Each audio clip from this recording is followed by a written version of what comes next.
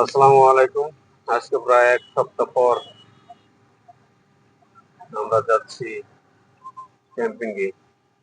গাড়ির সমস্যার কারণে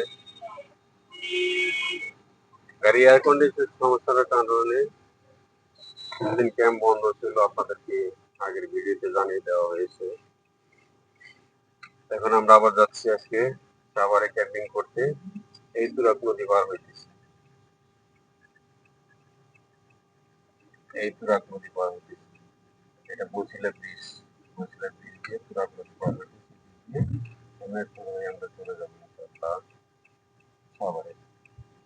ক্যাম্পিং এর পরে আমি বাচ্চা মুখে দেখাতে চেষ্টা করবো। আপনারা আমাদের জন্য দোয়া করবেন, অসহায় মানুষদের জন্য দোয়া করবেন, সবার জন্য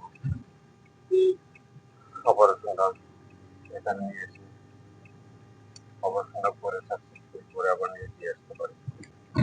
আসসালামু আলাইকুম। বাকি ভিডিও দেখার জন্য সাবস্ক্রাইব করে রাখুন।